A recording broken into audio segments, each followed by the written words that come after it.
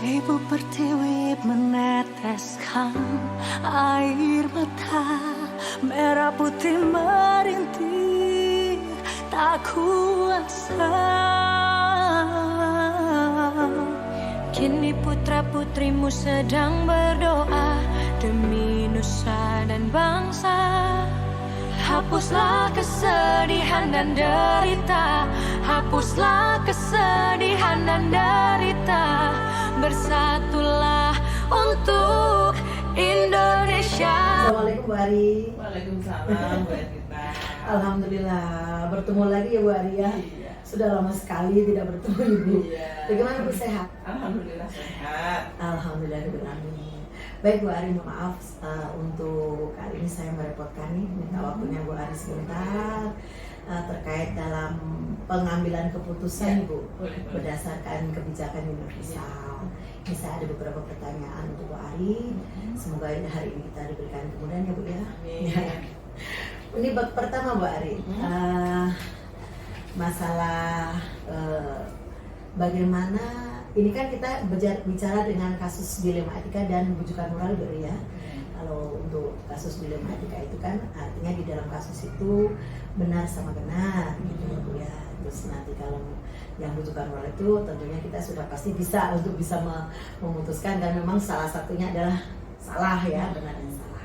Nah sekarang saya akan bertanya kepada Bu Ari, bagaimana cara Ibu itu mengidentifikasi kasus-kasus yang merupakan dilema etika yang tadi saya sudah sampaikan, yaitu di dalamnya itu benar dan benar. Bagaimana Ibu? Ya, bicara tentang permasalahan dilema etika bagi seorang kepala sekolah itu dapat menjadi tugas yang rumit ya bagi saya ya, karena mereka sering dihadapkan pada berbagai situasi yang melibatkan berbagai pemangku kepentingan seperti siswa, guru, orang tua, masyarakat. Nah, seperti itu. Jadi saya sebagai kepala sekolah dapat mengidentifikasi permasalahan tersebut.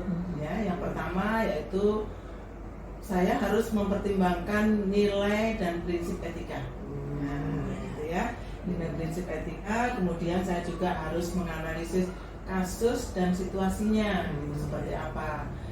Saya bisa menanyakan kepada diri sendiri apakah konflik atau nilai atau prinsip etika yang muncul pada saat itu gitu ya. Kemudian saya mengidentifikasi dilema etika itu sendiri gitu ya, mempertimbangkan bagaimana keputusan yang harus diambil ya gitu. Baik. Kemudian yang keempat mempertimbangkan pemangku kepentingan juga gitu ya. Saya akan mengenali pemangku kepentingan utama yang terlibat dalam situasi tersebut, seperti yaitu tadi siswa atau guru atau orang tua yang terlibat kasus dalamnya ya, ya. betul. Kemudian baru saya akan mengkonsultasikan Ya, terakhir itu konsultasi pihak terkait ya. mendiskusikan Baik. tersebut. Baik. Ya. Ya. Jadi yang saya terima ini tadi sebenarnya adalah pertama itu mempertimbangkan Ibu ya, terus berbagi artinya apapun yang terlibat dalam kasus itu tetap Ibu mempertimbangkan pemangku kepentingan. Iya, Ujungnya terakhirnya kita diskusikan. Iya, diskusikan ya. Terima kasih Bu Ari. Untuk yang kedua nih Bu Ari, bagaimana Ibu cara Ibu memutuskan permasalahan di mana kasus itu masalahnya itu benar sama benar? Menghadapi situasi yang seperti tadi Sama-sama benar ya Bu ya. Sama-sama benar. Itu adalah contoh klasik ya. Iya. Contoh klasik dari dilema etika gitu ya. Dalam kasus seperti ini mungkin saya akan membuat langkah-langkah juga supaya keputusan yang saya ambil itu tepat ya. Satu membuat langkah Ibu ya. Ya. Kemudian saya akan mengevaluasi nilai dan prinsip etika tersebut. Kemudian mendalami ke dalam dasar-dasar etika, ini benar apa salah, ini benar apa, benar itu seperti apa gitu ya.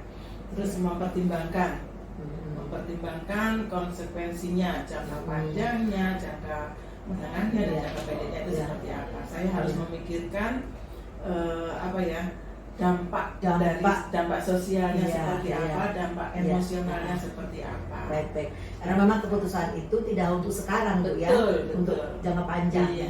Ya, baik. Ya, menarik sekali Bu Ari ya.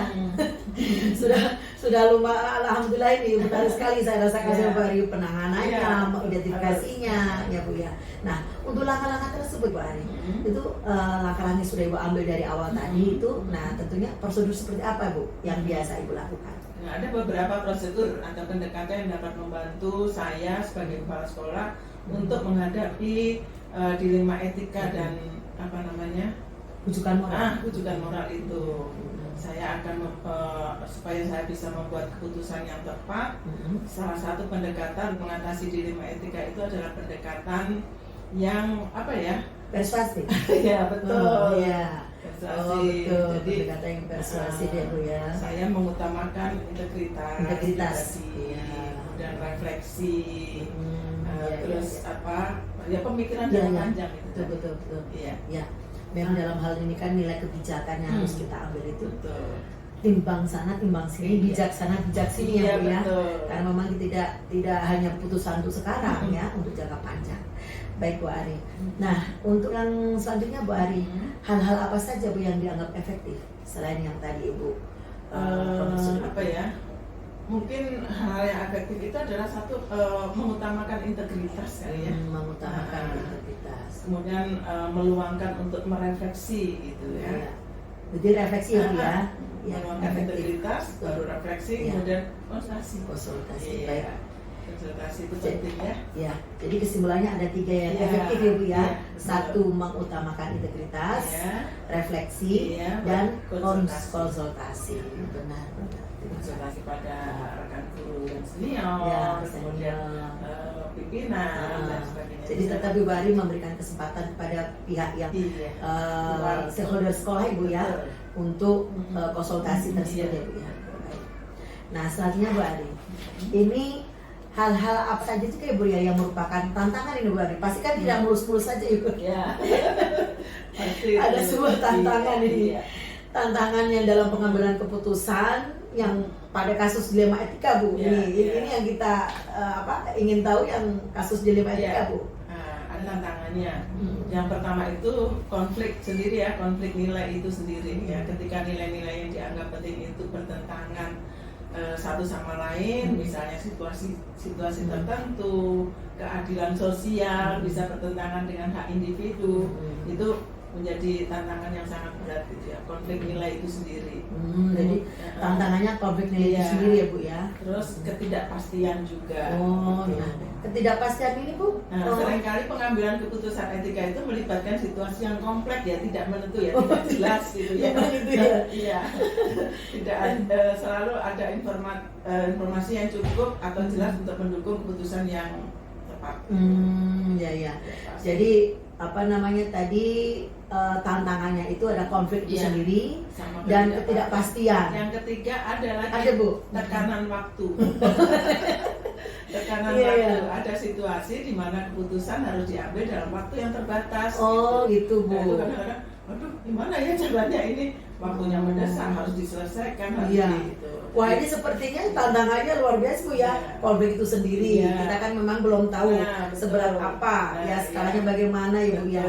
Terus ketidakpastian ini Bu ya diuber sama waktu diminta sekian gitu ya Bu ya. Nah, itu terus yang kalau sudah tahu seperti itu Bu, biasanya ada cara yang bagaimana Bu dalam tekanan itu Bu yang Ibu Ari? Tekanan waktu itu gitu. Penanganan permasalahan itu ya terutama seringkali tidak memiliki jadwal khusus gitu. Betul. Nah, saya nggak memiliki jadwal khusus untuk menangani itu. Sementara ada permasalahan yang seperti itu gitu kan. Jadi tingkat memerlukan waktu yang berbeda itu yang harus diselesaikan. Bagaimana menyelesaikannya supaya tepat waktu. Gitu ya. Tetap jadi ada manajemen waktu sendiri ya Bu ya. Betul. Baik. Nah, jadi masalah itu sama Mbak Ari tadi itu memang sebetulnya tidak ada penjelasan khusus. Cuma artinya dari timbangan kasus itu Ibu Ari tetap harus mengambil langkah Iya, ya. betul. Bagaimana caranya kasus ini dengan waktu bisa dimanajemen gitu ya Bu? Iya, betul. Gitu. Nah ini Bu Ari, apa nih ada seseorang Bu atau faktor-faktor yang mempermudah Bu Ari nih dalam pengambilan keputusan? Ya, ada beberapa faktor pendukung yang dapat membantu saya menyelesaikan kasus-kasus seperti ini ya, permasalahan etika ini ya, termasuk di dalam dilema etika yang kompleks gitu ya. Ada saya membuat peraturan atau kode etik. Baik. Gitu. Membuat peraturan gitu ya. Kode etik atau pedoman etika yang jelas yang diterapkan dengan baik. Saya buat itu saya buat dan saya berikan kepada guru-guru bahwa ini loh kode etiknya, SOP-nya seperti ini ya gitu. Jadi sudah ada rambu-rambunya. Ya, ada orang tua juga ada dibuat SOP-nya sebagai orang tua, sebagai murid, sebagai guru juga ada. Ya. Jadi faktor-faktor yang mempermudah ibu itu yaitu salah satu ibu membuat kode etik atau SOP ya, faktor-faktor itu. Ya. Jadi Kemudian sudah saya juga memberikan teladan yang positif bagi warga sekolah saya. Teladan positif ya Bu ya. Luar biasa ini Bu Ari. Saya jadi Masya Allah ini ya, laki-lakinya bagus, kayak kasusnya juga lumayan, alhamdulillah. Karena memang pertimbangannya kan kalau dilema kan positif, benar-benar kita pasti sudah. Tapi bagaimana juga tetap kita harus ada nilai kebijakan di situ ya Bu ya. Baik, nah Bu, dari semua yang Ibu Ari sudah permasalahan-permasalahan Ibu Ari sudah hadapi dan sudah ada penanganan dan langkah-langkah tersebut, ada pembelajaran khusus nggak Bu? Pembelajaran yang Ibu alami, yang Ibu Ari alami? Nah, banyak sebenarnya ya. Jadi yang pertama itu adalah kalau kita belajar dari semua apa yang sudah kami lakukan dan sebagainya, itu adalah yang pertama kita belajar tentang pentingnya kesadaran etika. Yang kedua bagaimana menghadapi tantangan dalam mengambil keputusan. Itu penting. Jadi menghadapi tantangan ya Bu ya. Berarti Ya. ada kesiapan sosial emosional Betul, gitu ya. betul. Itu Menghadapi bagaimana tantangan. menghadapi tantangan gitu ya, dalam mengambil keputusan gitu ya. Iya. Kemudian yang ketiga itu peran konsultasi dengan yang tadi guru senior, kemudian pimpinan saya dan sebagainya itu penting sekarang gitu ya. Kolaborasi lah. Kolaborasi ya betul. Bisa berdiskusi dan membantu menggali berbagai perspektif orang-orang yang ada di sekitar saya. Karena banyak karakter di situ ya Bu ya. Betul. Jadi sudah peran kita, bagaimana kita bisa berkolaborasi dengan baik tanpa harus mengenyampingkan kepentingan bersama. Masya Allah luar biasa. Jadi bisa sambil kesimpulan dalam pembelajaran kita Ibu ya, yaitu pentingnya kesadaran ya beretika ya, terus menghadapi tantangan dalam menghadapi situasi tersebut Bu ya, dan peran atau kolaborasi. Alhamdulillah luar biasa Bu Ari. Ya, saya juga di sini jadi belajar Bu Ari. Ada ilmunya. Ya dari sekian para pemimpin pembelajaran itu. Alhamdulillah saya luar biasa juga bersyukur bisa belajar dari sini. Sekarang ada ilmunya lagi dari Bu Ari, dari pembelajaran-pembelajaran itu. Jadi buat saya sendiri memang betapapun permasalahan itu nilai kebajikan atau Bu ya, memahami atau kolaborasi itu yang diutamakan. Terima kasih Bu Ari. Nggak bisa sendiri. Nggak bisa sendiri karena memang kita hidup berdampingan. Iya betul. Jadi membantu hal-hal yang rumit itu harus bisa diselesaikan dengan cepat, dengan waktu yang tepat, gitu kan, dengan tidak menyinggung sana sini. Iya, apalagi yang ditambah dengan ketidakpastian tadi ya Bu ya. Nah, waktu juga ya. Terima kasih Bu Ari atas waktunya. Semoga ini menjadi pembelajaran buat saya. Dan saya izin dan mohon pamit. Terima kasih atas waktunya. Baik. Demikian tadi percakapan saya bersama dengan Ibu Kepala Sekolah Ibu Ari, Kepala Sekolah Tingkat Negeri. Ya, semoga apa yang sudah kita atau kami sampaikan di sini bisa menjadi pembelajaran yang lebih baik dan bermanfaat. Assalamualaikum warahmatullahi wabarakatuh. Waalaikumsalam.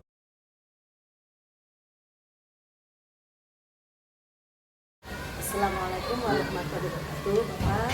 Waalaikumsalam warahmatullahi wabarakatuh. Alhamdulillah, apa kabar Bapak? Baik-baik. Sehat selalu, Bapak. Amin, amin. Insyaallah. Bapak, mohon maaf, saya mau minta waktunya sebentar terkait dalam pengambilan keputusan berdasarkan kebijakan universal, Bapak. Itu boleh silakan untuk pertama Bapak perkenalkan. Iya. Assalamualaikum warahmatullahi wabarakatuh. Saya Bapak Sudaryadi, Kepala Sekolah Jati Asih 9. Alhamdulillah ada teman-teman guru yang masuk ke dalam guru penggerak. Mudah-mudahan semuanya dapat membawa ke arah positif pengembangan sekolah di Jati Asih 9. Untuk itu selamat kepada Ibu Ervita dan semangat selalu untuk terus bergerak menuju guru yang berkualitas. Terima kasih Bapak untuk doa dan semangatnya. Untuk pertama Bapak, mohon maaf saya akan pertanyaan. Dalam situasi pemasaran tentunya kita ada masalah ya Bapak ya. Iya.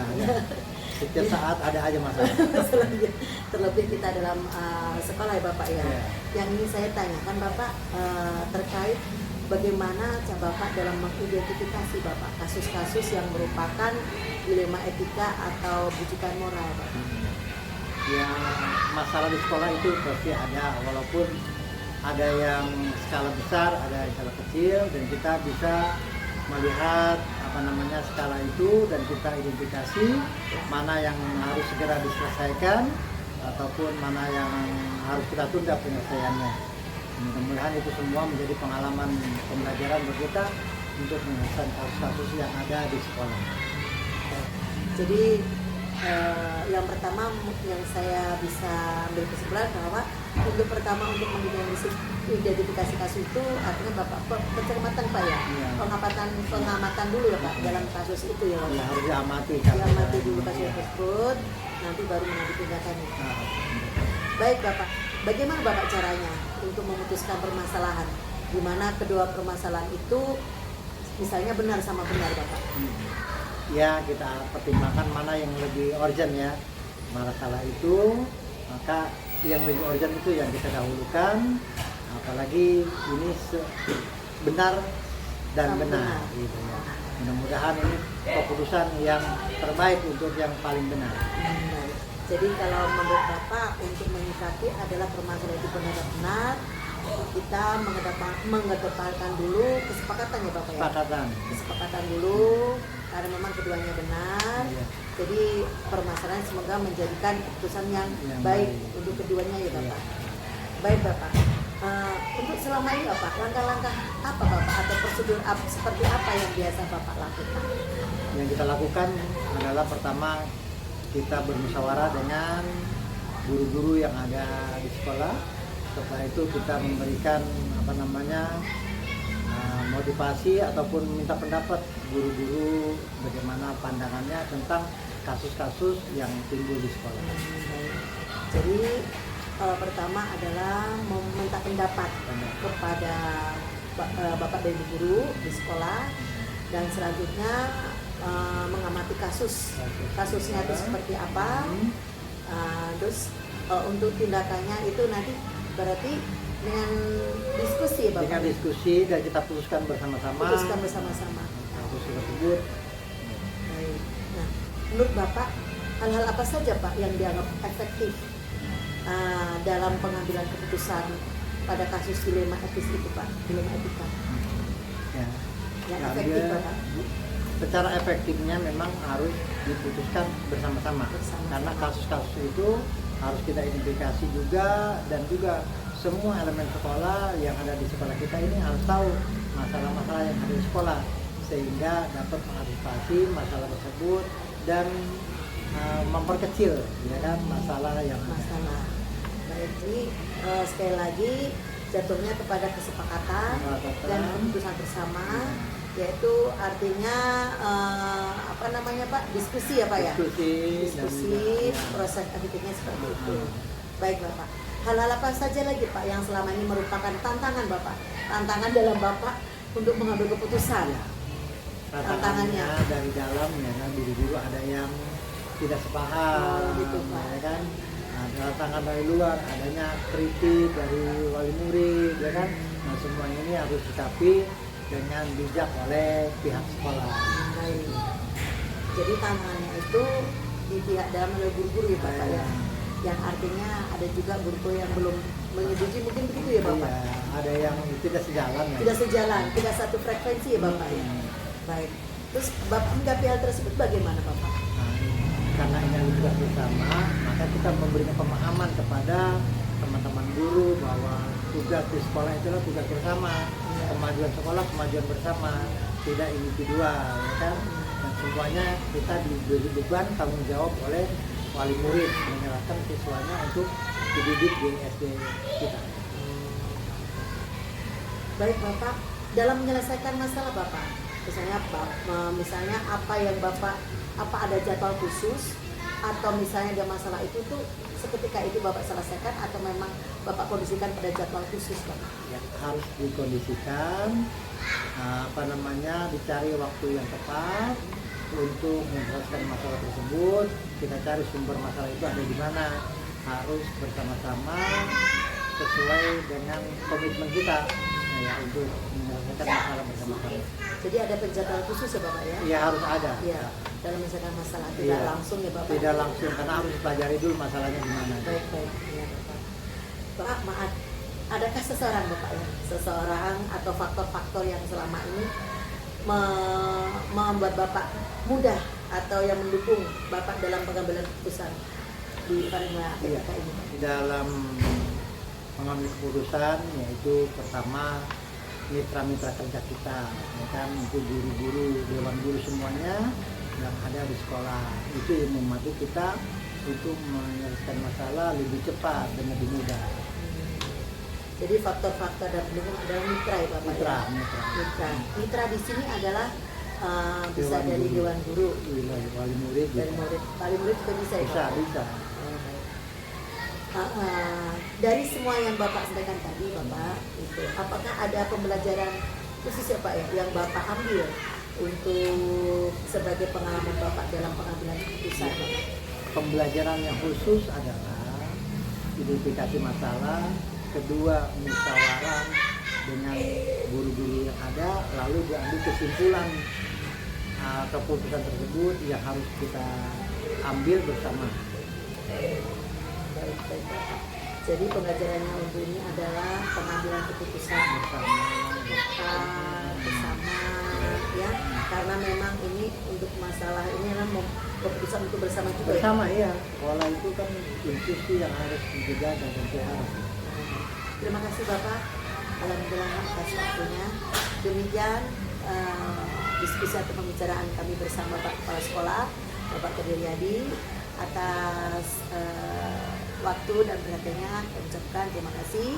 Assalamualaikum warahmatullahi wabarakatuh. Waalaikumsalam, terima kasih buat kita yang telah menyempatkan mengajak saya untuk diskusi mengintegrasi masalah-masalah yang ada di sekolah. Mudah-mudahan menjadi pembelajaran buat kita semua. Terima kasih. Wassalamualaikum warahmatullahi wabarakatuh. Waalaikumsalam warahmatullahi wabarakatuh.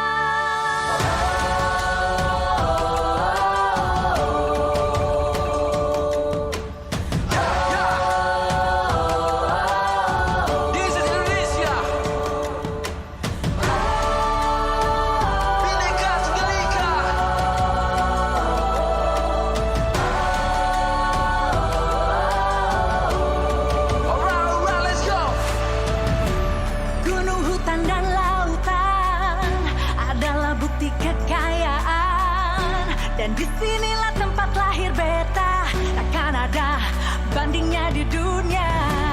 Indonesia Raya, hiduplah Indonesia Raya. Selama mentari masih menyinari dunia, teruslah lindungi negeri tercinta.